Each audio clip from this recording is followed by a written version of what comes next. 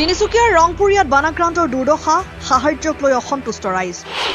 অবিৰত বৰষুণৰ ফলত তিনিচুকীয়াৰ ৰংপুৰীয়া অঞ্চলত সৃষ্টি হোৱা বান পৰিস্থিতিৰ মাজতে বানাক্ৰান্ত ৰাইজে সন্মুখীন হৈছে চূড়ান্ত দুৰ্ভোগৰ। বানৰ ফলত বহু পৰিয়ালৰ ঘৰ-বাৰী আৰু দৈনন্দিন জীৱন ব্যাহত হোৱাৰ অভিযোগ উত্থাপন কৰিছে স্থানীয় লোকে। অভিযোগ অনুসৰি সাহায্য সামগ্ৰী হিচাপে প্ৰতিটো পৰিয়ালক মাথো 5 কেজি চাউল, দাইল 1 কেজি আৰু আধা লিটাৰ মিঠাতেল আৰু নিমখ 1 পেকেট প্ৰদান কৰা হৈছে।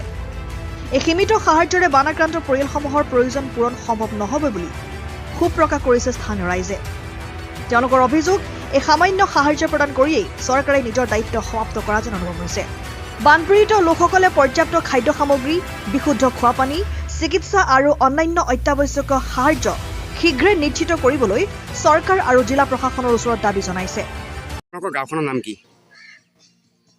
ৰংপুৰীয়া দলঙত পথে কি সমস্যা হৈছে আপোনালোকৰ ইয়াত? আমাৰ ইয়াতো পানী ডুবিছিলে, বৰ কষ্টতা আছিল। যেতিয়া আপোনালোকৰ পানী বাঢ়িছিলে তেতিয়া আপোনালোকৰ গাঁওবুঢ়াৰ ওচৰত আছে ঘৰ গাঁও, কিবা সাহায্য কৰিছেনে তেখেতলোকে? আমাৰ ওচৰতে কৰা নাই, কিন্তু এইফালে কৰিছে নে ক'ব নোৱাৰো। আমিতো যাব নোৱাৰো, পানী এইফালে হৈ আছে না। এতিয়া সমস্যা কি হৈছে আপোনালোকৰ? এতিয়া আমি মানে চব বৰবাদ হৈ গৈছে আমাৰ মাধ্যমেদি চৰকাৰক কি আহ্বান জনাব? কি জনাম আৰু এইফালেতো চব দিলে, কিন্তু আমি একো পোৱা নাই। খালি 5 কেজি চাউল পালোঁ, আধা লিটাৰ তেল পালোঁ আৰু দাল পালোঁ, আৰু একো পোৱাই নাই। ইমান কষ্ট কৰি থাকিল। এই মেম্বাৰ এইফালে অহা নাই চাবলৈ, আমাক চাবলৈ কি হৈছে কি নাই, কি অসুবিধা হৈছে চাবলৈ অহা নাই। কিন্তু এইফালে বাহিৰে বাহিৰে গুচি গ'ল, ঘৰটো চাবলৈ অহা নাই। আমাক ইমান কষ্টত আছোঁ আমি। কিবা আপোনালোকে ধৰক ডক্টৰৰ হেৰিৰ পৰা সমস্যা আছিলে, বেমাৰ আজাৰৰ ডক্টৰৰ ফালৰ পৰা কিবা সমস্যা একো এইটো পোৱা সমাধান? নাই। এয়া মৰি আছোঁ, কঁকাল বিষ, ভৰি বিষ, চুচৈ শুনাইছোঁ। আজি অকণমানি গৰম পানী দি সেকিছোঁ, এতিয়া এইয়া দেখিছে ভৰিকেইটা কেনেকৈ ফুলি গৈছে। আৰু আপোনালোকে এইপিনে চাইছিলোঁ ঘৰ বনাই থাকিছে, কি ক'ব?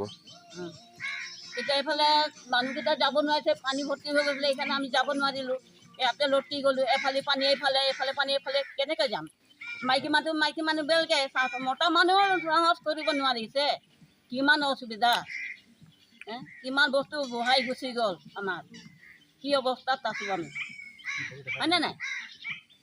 বেয়াটো নাই কোৱা, কৈছোঁ। চৰকাৰ যেতিয়া আমাৰ কিবা কষ্ট হয় পানী দুবাৰ হৰেক বছৰ আহে পানী দুবাৰ, কিন্তু আহি পিনে ফটো উঠাব আৰু লৈ যাব, কিন্তু একো ডালো নাপাওঁ। খালি চাউলটো দিব বাছ হৈ গ'ল, তেলটো দিব বাছ হৈ গ'ল। আৰু ইয়াতে লাগে নাই গেছ টেছ কিবা লাগে, ষ্টাফ লাগে, একো নাই। কি ইয়াত সিজাই খাম আমি? কি সুদা চাউলটো কি চেবাই খাম নেকি? চাউলটো চেবাই খাম নেকি? খৰি নাই, ঝুৰি নাই, ষ্টোভ নাই, গেছ নাই, একোৱেই নাই। চাউলটো দালটো দিলে হ'ব? নহ'ব নহয়। গতিকে চাই থাকিম না কেঁচা চাউলটোও খাম আমি? এনেকৈ নহ'ব নহয়, হয়নে নাই?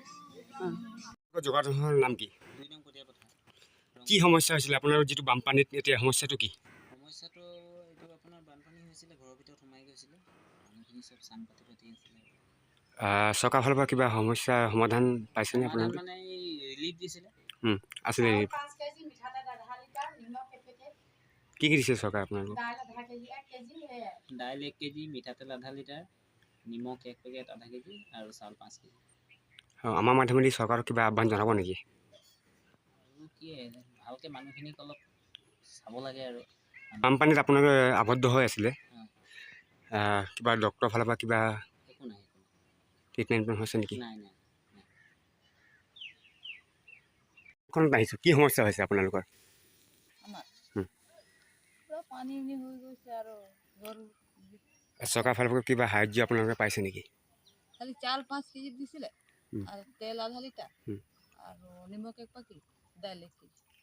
আপোনাৰ ঘৰৰ পৰিস্থিতিটো বেয়া হৈছে, এই বিষয়লৈ কিবা সাহায্য নাই দিয়া, একো নাই দিয়া।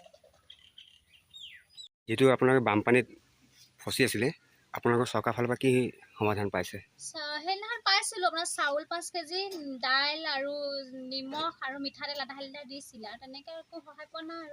আৰু যিহেতু আপোনাৰ পানীৰ মাজত আছিলে, আপোনাৰ কি ক্ষতিগ্ৰস্ত হৈছে? পুৰা আঁঠুৰ ওপৰত পানী আছিলে, কষ্ট হৈছে, বহুত কষ্ট হৈছিলে। লাইন চাইনো নাই, আন্ধাৰত ল'ৰা ছোৱালীলৈ বহুত কষ্ট হৈছিলে। কিবা সাহায্য পাইছেনে চৰকাৰৰ ফালৰ পৰা? নাই পোৱা, তেনেকৈ একো পোৱা নাই। সেইদিনাখনে দিয়া আৰু নাই দিয়া। কি দিছিলে? চাউল 5 কেজি, দাইল 1 কেজি, আধা লিটাৰ ৰিফাইন মিঠাতেল আৰু নিমখ 1 packet. News desk report N24 Assam.